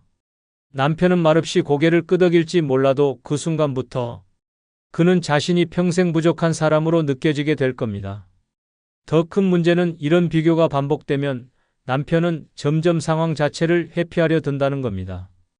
어차피 우리 집은 옆집처럼 될 수 없어라는 생각에 의욕을 잃고 당신과의 대화조차 피하려 할 수 있습니다. 남편의 마음속엔 난 아무리 해도 저 사람의 기대에 못 미쳐라는 좌절감이 자리 잡게 됩니다. 비교는 또 다른 갈등의 씨앗이 되기도 합니다. 누구는 아내 생일에 명품백을 선물하던데 당신은 왜 안 해? 라고 말하면 남편은 그걸 내가 사랑하지 않아서 그렇다고 받아들일까요? 아니죠. 내가 경제적으로 부족해서 이런 말을 듣는구나라며 자책하게 됩니다. 그리고 자책은 종종 반발심으로 이어집니다. 결국 그럼 너도 다른 집 아내처럼 살아봐. 라는 말이 튀어나올지도 모릅니다. 다른 집과의 비교는 남편의 자존감을 파괴하고 부부관계에 불필요한 갈등을 만듭니다. 대신 우리 집은 이런 점이 참 좋아라는 긍정적인 이야기를 해보세요. 그러면 남편은 당신과 함께 더 나은 미래를 만들어가고 싶어질 겁니다. 비교는 멈추고 칭찬과 격려를 시작하세요. 6번째는 혼자 희생했다는 말을 반복하지 마라입니다. 여러분, 남편에게 내가 이 집을 위해 얼마나 희생했는지 알아? 라는 말을 해본 적 있으신가요? 물론 그 말에 담긴 진심은 이해합니다. 당신이 가정을 위해 얼마나 애썼는지 남편도 알아주길 바라는 마음이겠죠. 하지만 이 말을 반복하면 남편은 점점 더 큰 부담감과 죄책감을 느끼게 된다는 걸 아셔야 합니다. 한번 상상해 보세요. 남편이 퇴근해서 힘들게 집에 들어왔습니다. 그런데 당신이 내가 평생 이 집 살림하느라 하고 싶은 거 하나 못했어 라고 말하면 남편은 속으로 이렇게 생각할 겁니다. 그래, 내가 저 사람 인생을 망친 거야. 이런 생각이 쌓이면 남편은 집에 오는 것조차 피곤하게 느끼기 시작합니다. 더 심각한 건 이런 말이 반복되면 남편은 점점 나로 인해 내가 불행하다는 결론에 도달하게 됩니다. 그리고 그 결론은 그럼 내가 떠나줘야 내가 행복해지겠지라는 극단적인 선택으로 이어질 수 있습니다. 남편이 황혼이혼을 선택하는 가장 큰 이유 중 하나가 바로 이 끊임없는 희생의 압박이라는 걸 아시나요? 물론 희생의 고단함을 알아줬으면 좋겠다는 마음은 이해합니다. 하지만 그걸 남편에게 죄책감을 안기는 방식으로 말하면 당신이 원하는 건커녕 관계가 더 멀어질 겁니다. 희생 이야기를 하기보다 그 희생으로 얻은 것들을 함께 나누는 방식으로 대화해 보세요. 우리 가족이 이렇게 잘 지낸 건 당신 덕분에 내가 버틸 수 있었기 때문이야 라는 말 한마디가 남편의 마음을 다시 열게 할 겁니다. 희생은 당신만의 것이 아닙니다. 부부가 함께 만들어낸 결과물이라는 걸 잊지 마세요. 희생을 내세우기보다 함께한 노력을 인정하며 서로를 격려하세요. 7번째는 다른 남자와 비교하지 마라입니다. 여러분, 남편에게 가장 상처가 되는 말 중 하나는 누구 남편은 이렇게 잘하더라라는 비교입니다. 아마 이 정도는 괜찮겠지라며 가볍게 던진 말일 겁니다. 하지만 남편은 속으로 그래서 나보고 어쩌라고? 라며 분노와 서운함을 동시에 느낄 겁니다. 예를 들어보죠. 친구의 남편이 여행을 준비했다고 들었다고 가정해 봅시다. 누구 남편은 아내를 위해 여행도 계획하더라. 당신도 좀 그렇게 하면 안 돼? 라고 말하면 남편은 어떻게 반응할까요? 그래, 난 쓸모없는 남편이지라는 자괴감과 반발심이 생길 겁니다. 더 큰 문제는 남편이 비교당하는 걸 반복적으로 느끼면 점점 무기력해진다는 것입니다. 난 저 사람의 기준에 맞출 수 없어. 그냥 내가 없는 게 낫겠다라는 극단적인 생각으로 이어질 수 있죠. 결국 당신이 원했던 변화는커녕 남편은 더 냉담하고 멀어지는 결과만 남습니다. 솔직히 말해 다른 남자와 비교한다고 해서 남편이 갑자기 그래, 내가 더 잘해야지 라며 변할 가능성은 거의 없습니다. 오히려 나라는 사람은 언제나 부족하다라는 결론만 내리게 될 가능성이 높죠. 남편과 비교하지 않고 오히려 지금의 장점을 칭찬하는 것이 훨씬 효과적입니다. 당신이 해주는 소소한 배려가 정말 좋아라는 말을 들으면 남편은 더 노력하고 싶어질 겁니다. 비교는 자극제가 아니라 관계 파괴의 지름길입니다. 남편을 다른 사람과 비교하지 마세요. 당신만의 남편으로 인정하고 사랑해 주세요. 여러분, 결혼 생활은 마치 오래된 성과 같습니다. 돌 하나, 벽돌 하나가 무너지기 시작하면 어느 순간 성 전체가 와르르 무너질 수 있죠. 그리고 그 벽돌을 무너뜨리는 건 종종 작은 말 한마디에서 시작됩니다. 뭐, 이 정도는 괜찮겠지? 라는 생각으로 던진 말이 남편의 마음에 금을 내고 그 금이 쌓이다 보면 어느 날 갑자기 관계가 무너질 수도 있습니다. 남편과의 관계를 평화롭게 지키고 싶다면 말을 아끼고 생각하고 존중하는 자세를 가져야 합니다. 과연 이 말이 우리 관계에 도움을 줄까? 아니면 독이 될까? 를 항상 스스로에게 물어보세요. 황혼이혼이라는 건 하루아침에 생기지 않습니다. 그건 작은 오해와 불만들이 쌓이고 쌓여 결정적인 순간에 터지는 폭탄 같은 것입니다. 그러니 지금이라도 무심코 던지는 말들을 돌아보세요. 그리고 남편에게 필요한 건 상처를 주는 말이 아니라 함께하는 따뜻한 말이라는 걸 기억하세요. 부부란 마지막까지 서로를 지켜주는 인생의 동반자라는 걸 잊지 마시길 바랍니다. 끝으로 멤버십 가입으로 후원해 주시면 큰 힘이 생길 겁니다. 그럼 더 좋은 영상 자주 올리겠습니다. 구독, 좋아요 부탁드립니다. 감사합니다. 여러분, 노년에 재혼하면 행복한 인생 2막이 펼쳐질 거라 기대하시나요? 하지만 현실은 드라마처럼 아름답지 않습니다. 오히려 재혼을 잘못 선택하면 평생 쌓아온 평화를 스스로 망치는 길이 될 수 있습니다. 외롭기도 하고 남은 삶은 누군가와 함께하고 싶다는 마음으로 시작했지만 그 결정이 당신의 노후를 고통과 갈등의 연속으로 만들 수 있다는 사실 알고 계셨나요? 재혼이 처음엔 설렘과 기대를 줄지 몰라도 시간이 지날수록 현실적인 문제들이 하나둘씩 드러나기 시작합니다. 서로 다른 생활 방식, 재산 문제, 건강 문제, 자식 간 갈등. 아니, 솔직히 말해 행복은커녕 내 삶이 더 피곤해질 가능성이 훨씬 큽니다. 오늘은 그래서 노년에 재혼하면 닥칠 불행 7가지를 이야기하려 합니다. 지금 재혼을 고민 중이라면 이 영상을 꼭 끝까지 보세요. 이 7가지 문제를 알지 못하면 재혼 후에 후회와 눈물을 삼키며 차라리 혼자 사는 게 나았을 거리라고 말할 날이 올 수도 있습니다. 지금 시작합니다. 구독, 좋아요 눌러주세요. 첫 번째는 건강 문제가 책임으로 다가온다입니다. 여러분, 노년에 가장 중요한 건 뭘까요? 바로 건강입니다. 그런데 재혼을 하면 내 건강뿐 아니라 상대방의 건강 문제까지 내 책임으로 떠안게 될 수 있다는 사실 알고 계십니까? 처음엔 서로 도우며 살아가자라는 낭만적인 약속으로 시작했겠지만 시간이 지나면 그 약속이 무거운 의무로 바뀔 가능성이 큽니다. 예를 들어 상대방이 만성질환을 앓고 있다고 가정해 보세요. 재혼 전에는 그 정도는 내가 도와줄 수 있어라고 생각했을 겁니다.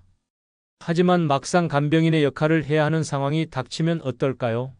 매일 약을 챙겨주고 병원에 동행하고 집안일까지 혼자 떠맡다 보면 당신은 점점 지쳐가고 있을 자신을 발견하게 될 겁니다. 반대로 당신이 아프게 된다면 어떨까요? 재혼 상대가 처음엔 내가 당신을 돌볼게라고 말할지 몰라도 시간이 지나면 내가 이걸 계속 감당할 수 있을까? 라는 생각이 들기 시작할 겁니다. 결국 서로의 건강 문제가 부담스럽고 피하고 싶은 짐으로 느껴질 가능성이 큽니다. 아니, 솔직히 말해 건강 문제는 재혼 관계를 시험하는 가장 큰 리트머스 시험지입니다. 둘 중 한 명이라도 감당할 수 없는 수준의 건강 문제가 생기면 그 관계는 더 이상 안정적일 수 없습니다. 특히 재혼 관계는 본질적으로 혈연으로 맺어진 가족보다 약한 연결고리를 가지고 있기 때문에 이런 위기를 극복하기가 더 어렵습니다. 노년은 내 건강을 관리하기에도 벅찬 시기입니다. 상대방의 건강 문제까지 떠안아야 한다면 그 스트레스는 상상 이상일 수 있습니다. 재혼을 고민 중이라면 상대방의 건강 문제에 대해 현실적으로 받아들일 준비가 되어 있는지 꼭 고민해 보세요. 노년의 건강 문제는 사랑으로만 해결되지 않습니다. 그럼 실제 사례 한 편을 소개해 드리겠습니다. 60대 중반에 재혼한 김 씨 부부는 처음엔 행복했습니다. 외롭지 않으니 삶이 더 풍요로워졌다며 주변에 자랑까지 했죠. 하지만 결혼 2년 차에 재혼 상대였던 남편이 뇌졸중으로 쓰러지면서 상황은 완전히 달라졌습니다. 병원비와 재활 비용이 천문학적으로 불어나면서 김 씨는 평생 모아둔 은퇴 자금을 거의 다 써야 했습니다. 처음엔 내가 사랑으로 돌봐야지라는 마음으로 간병을 시작했지만 시간이 지나면서 김 씨는 극심한 신체적 정신적 피로를 느끼기 시작했습니다. 하루 종일 병원과 집을 오가며 돌보는 생활이 반복되자 본인도 건강이 나빠졌고 우울증까지 겪게 되었죠. 문제는 재혼 남편의 자녀들이었습니다. 아버지를 왜 제대로 못 돌보냐고 비난하면서도 정작 간병에 도움을 주지 않았습니다. 심지어 아버지 재산은 어디에 썼느냐며 김 씨를 의심하기까지 했습니다. 김 씨는 점점 더 고립되고 본인의 희생이 아무런 가치도 없다는 생각에 빠져들었습니다. 결국 김 씨는 재혼을 인생 최악의 선택으로 여겼습니다. 내가 왜 이 고통을 스스로 끌어안았을까? 라며 하루하루를 후회하며 지냅니다. 이 사례는 노년의 재혼이 건강 문제로 인해 행복은커녕 고통의 연속이 될 수 있다는 경고를 던집니다. 두 번째는 자식 간 갈등으로 전쟁터가 될 수 있다입니다. 여러분, 재혼은 단순히 두 사람만의 결합이 아닙니다. 자식들까지 얽히는 복잡한 가족 드라마를 시작하는 일이기도 하죠. 당신과 상대방이 사랑으로 결합했다 해도 자식들은 그렇게 간단히 받아들이지 않습니다. 특히 자식 간 갈등은 재혼 가정을 전쟁터로 만들기 딱 좋은 불씨가 됩니다. 예를 들어 당신의 자녀와 재혼 상대의 자녀가 처음엔 잘 지내보자며 노력한다고 가정해 봅시다. 하지만 시간이 지나면서 미묘한 경쟁 구도가 생깁니다. 왜 우리 부모님 재산이 저쪽 애들한테도 가야 하지? 엄마가 아빠랑 재혼하더니 나보다 저쪽 자식들만 챙기는 것 같아라는 생각이 자식들 사이에 퍼지기 시작합니다. 더 심각한 문제는 재산 문제까지 얽히는 경우입니다. 이 집은 우리 엄마가 살던 집인데 왜 저쪽 형제가 여기 와서 살려고 해? 아빠가 남긴 돈은 우리끼리 나눠야지. 왜 저쪽 자식들 목까지 챙겨줘야 해? 자식 간의 갈등은 갈수록 커지고 그 싸움은 결국 당신의 재혼 생활에까지 영향을 미칩니다. 아니, 솔직히 말해 재혼 후 자식들의 관계를 완벽하게 조율할 자신이 없다면 이 길은 가지 않는 게 현명합니다. 자식들은 성인이 됐어도 여전히 부모의 사랑과 관심을 필요로 합니다. 그런데 재혼을 하면 자식들끼리 누가 더 많은 사랑과 혜택을 받느냐를 두고 끝없는 갈등을 벌일 가능성이 큽니다. 재혼 후 자식 간의 갈등은 단순한 언쟁으로 끝나지 않습니다. 가족 간의 신뢰를 깨뜨리고 재혼 생활을 지옥으로 만들 수 있는 강력한 원인이 됩니다. 가족 관계의 평화를 지키고 싶다면 재혼이라는 결정을 다시 한번 심각하게 고민해 보세요. 세 번째는 서로 다른 생활 방식이 부딪힌다입니다. 여러분, 재혼은 단순히 두 사람이 함께 사는 것처럼 보이지만 사실은 두 개의 완전히 다른 세계가 충돌하는 일입니다. 나와는 전혀 다른 생활 방식, 가치관, 습관을 가진 사람이 내 집으로 들어온다고 상상해 보세요. 처음에는 사랑으로 극복할 수 있지 않을까? 라고 생각할지 몰라도 현실은 사랑만으로 해결되지 않는 문제들이 많습니다. 예를 들어 당신은 아침형 인간이고 재혼 상대는 밤늦게까지 TV를 보며 늦잠을 자는 스타일이라고 해봅시다. 처음에는 서로 이해하려고 노력하겠죠. 하지만 시간이 지날수록 왜 나만 상대를 배려해야 하지? 라는 생각이 들기 시작합니다. 상대방의 사소한 습관조차 점점 거슬리게 되고 내 집인데 왜 내가 불편해야 하지? 라는 불만이 쌓이기 시작합니다. 게다가 서로 다른 청결 기준도 큰 문제입니다. 당신은 깔끔하게 정리된 공간을 좋아하지만 상대방은 물건을 아무데나 놓고도 대수롭지 않게 여기는 사람이라면요. 이런 차이는 시간이 지날수록 싸움의 불씨로 변합니다. 도대체 왜 이렇게 지저분하게 살아? 라는 말이 오가면 그때부터는 감정 싸움으로 번지게 되죠. 아니, 솔직히 말해 결혼은 작은 차이도 크게 느껴지게 만드는 돋보기 같은 겁니다. 재혼 상대의 습관과 가치관이 처음엔 별거 아닌 것처럼 보여도 함께 살면서 그 차이들이 돌이킬 수 없는 불화로 커질 가능성이 큽니다. 노년의 삶은 평화롭고 안정적이어야 합니다. 그러나 재혼으로 서로의 생활 방식을 조율하려다 보면 그 과정에서 얻는 스트레스가 당신의 소중한 노후를 갉아먹을 수도 있습니다. 서로 다른 삶의 방식을 받아들일 자신이 없다면 재혼은 피하는 게 답일지 모릅니다. 네 번째는 재산 문제가 폭탄처럼 터질 수 있다입니다. 여러분, 노년에 재혼하면 가장 먼저 직면하는 문제가 뭘까요? 바로 재산 문제입니다. 같이 살면 더 안정적이지 않을까? 라는 낭만적인 기대는 재혼 생활이 시작되면 곧바로 현실로 깨집니다. 왜냐고요? 돈 문제가 단순히 내 문제가 아닌 우리 문제가 되기 때문입니다. 예를 들어 보겠습니다. 당신이 재혼 상대와 함께 살며 재산을 공유하기로 했다고 가정해 봅시다. 처음에는 당신이 가진 것도 내 거, 내가 가진 것도 당신 거라는 마음으로 시작했겠죠. 그런데 막상 현실이 닥치면 어떨까요? 서로 돈 쓰는 방식과 우선순위가 다르다는 걸 깨닫게 됩니다. 왜 저렇게 쓸데없는데 돈을 써? 라며 상대방의 소비 습관에 불만이 쌓이기 시작합니다. 더 큰 문제는 재산의 소유권입니다.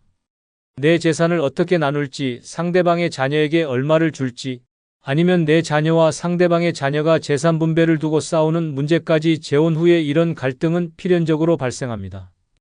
특히 유산 문제가 얽히면 당신은 중간에서 양쪽 자녀에게 동시에 미움을 받을 수도 있습니다. 아니, 솔직히 말해 돈 문제는 재혼의 가장 큰 지뢰입니다. 아무리 서로 사랑한다고 해도 막상 돈을 어디에 쓸까? 라는 현실적인 문제가 닥치면 사랑은 뒷전으로 밀려납니다. 내 돈은 내 평생 땀 흘려 모은 소중한 자산입니다.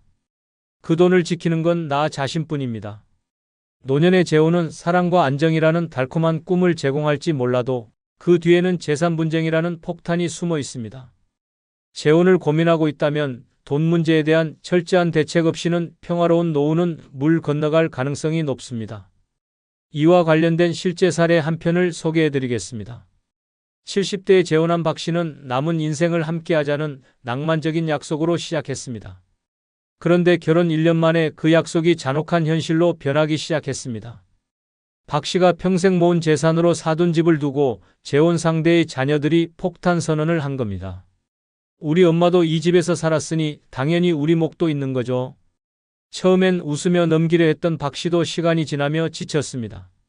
자녀들이 집을 방문할 때마다 이 방은 제가 물려받을 테니 잘 관리하세요 라며 자기들끼리 영토 싸움을 벌이는 걸 지켜봐야 했거든요. 더 심각한 건 박 씨의 자녀들도 가만히 있지 않았다는 겁니다. 아빠, 그 집은 우리 몫이잖아요. 왜 남의 자식들이 우리 재산에 눈독을 들이죠? 결국 박 씨는 양쪽 자녀들의 공격 사이에서 샌드위치 신세가 됐습니다. 결국 가족회의가 열린 날 자녀들은 서로 얼굴을 붉히며 싸웠고 재혼 상대도 내 자식이 틀린 말 한 건 없잖아 라며 박 씨를 몰아세웠습니다. 결국 박 씨는 내 재산이니까 내가 쓰겠다 며 선언했지만 이미 자녀들과의 관계는 완전히 틀어졌습니다. 이 사례는 노년의 재혼이 재산 문제라는 지뢰를 건드리는 순간 얼마나 큰 폭탄으로 터질 수 있는지를 보여줍니다. 사랑은 남았지만 평화는 사라진 현실에 박 씨는 매일 한숨만 내쉬고 있다고 합니다. 5번째는 자유를 잃고 상대방이 나를 통제한다입니다. 여러분, 노년에 재혼하면 이제 외로움을 채우고 안정된 삶을 살겠지라고 기대하시죠? 그런데 현실은 어떨까요? 오히려 당신이 그토록 기다렸던 자유를 송두리째 잃어버리는 결과가 될 수 있습니다. 재혼은 새로운 시작 같지만 사실은 다시 누군가에게 묶이는 일이라는 걸 잊으면 안 됩니다. 예를 들어 혼자 살 때는 하고 싶은 걸 마음껏 즐길 수 있었죠. 여행도 가고 친구들과 늦게까지 수다도 떨고 내가 하고 싶은 대로 하루를 보낼 수 있었습니다. 하지만 재혼을 하면 상황이 달라집니다. 상대방의 스케줄에 맞춰야 하고 사소한 일 하나도 상대의 눈치를 보며 결정해야 합니다. 오늘은 친구를 만나러 갈게요 라는 말에 상대가 그냥 집에서 쉬는 게 좋지 않아? 라고 하면 당신의 자유로운 일정은 그 순간부터 제한받기 시작합니다. 아니, 솔직히 말해 혼자 살 땐 내 맘대로 살았는데 재혼 후엔 상대방의 의견을 매번 고려해야 하는 스트레스가 쌓이게 됩니다. 더 심각한 건 상대방이 당신의 행동을 통제하려 드는 상황입니다. 왜 그렇게 돈을 쓰냐? 그건 우리 나이에 좀 과한 거 아니야? 같은 말을 듣다 보면 당신은 점점 더 자신을 억누르게 되는 자신을 발견하게 될 겁니다. 결국 내가 왜 다시 이런 관계에 묶였지? 라는 후회가 밀려올 가능성이 큽니다. 노년의 재혼은 자유를 되찾는 길이 아니라 새로운 구석으로 들어가는 입구가 될 수 있습니다. 진정한 평화와 자유를 원한다면 재혼이라는 선택이 과연 그걸 줄 수 있는지 다시 한번 깊이 고민해 보세요. 자유를 지키는 건 오롯이 당신의 선택에 달렸습니다. 6번째는 정서적 외로움은 더 깊어질 수 있다입니다. 여러분, 재혼하면 외로움이 사라질 거라고 생각하시죠? 이제는 누군가와 함께하니 더 이상 외롭지 않겠지라는 기대가 있을 겁니다. 그런데 놀랍게도 재혼 후에 느끼는 외로움은 혼자 있을 때의 외로움보다 훨씬 더 깊고 고통스럽다는 사실 알고 계셨나요? 왜냐하면 재혼 관계에서의 외로움은 단순히 혼자 있음에서 오는 고독이 아니라 함께 있음에도 불구하고 느끼는 소외감에서 비롯되기 때문입니다. 상대방이 내 기대를 채워주지 못하거나 오히려 상대와의 갈등이 커질 때 외로움은 배가 됩니다. 예를 들어보죠. 혼자 살 때는 외로울 때 친구를 만나거나 좋아하는 취미로 시간을 보낼 수 있었습니다. 하지만 재혼 후엔 그런 자유조차 제한될 가능성이 큽니다. 더 큰 문제는 상대방과의 정서적 연결이 부족하다고 느낄 때입니다. 상대방이 내 감정을 이해하지 못하거나 나의 이야기에 공감하지 않을 때 당신은 혼자 있을 때보다 더 큰 외로움을 느끼게 될 겁니다. 아니, 솔직히 말해 외로움을 해결하려고 재혼했는데 그 선택이 더 큰 외로움과 고립을 낳는다면 얼마나 억울하겠습니까? 차라리 혼자 사는 게 더 나았을 텐데라는 생각이 드는 순간 당신은 이미 재혼에 대한 후회를 시작한 겁니다. 재혼은 외로움을 해결하는 만능 열쇠가 아닙니다. 오히려 상대방과의 정서적 불일치와 갈등은 외로움을 더 깊게 만들 뿐입니다. 진정한 외로움의 해결은 타인에게 기대지 않고 스스로 내 삶을 풍요롭게 만드는 것에서 시작됩니다. 재혼이 외로움의 탈출구라고 믿지 마세요. 그것이 새로운 외로움의 시작이 될 수도 있습니다. 7번째는 법적 문제로 얽혀들 수 있다입니다.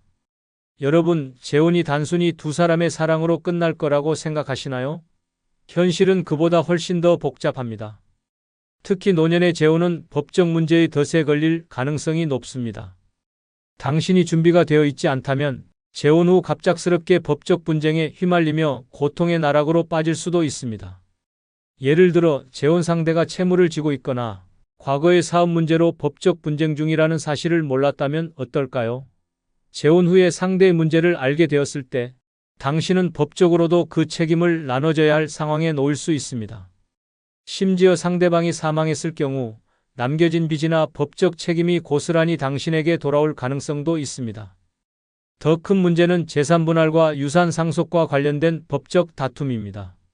상대방 자녀나 가족들이 당신은 아무런 권리가 없다며 법적 소송을 걸어올 수도 있습니다. 이 과정에서 당신은 막대한 변호사 비용을 지출해야 하고 끝이 보이지 않는 법적 다툼에 휘말릴 위험이 큽니다. 아니, 솔직히 말해 노년에 이런 법적 문제로 스트레스를 받는다면 평화로운 삶은 꿈도 꾸지 못할 겁니다.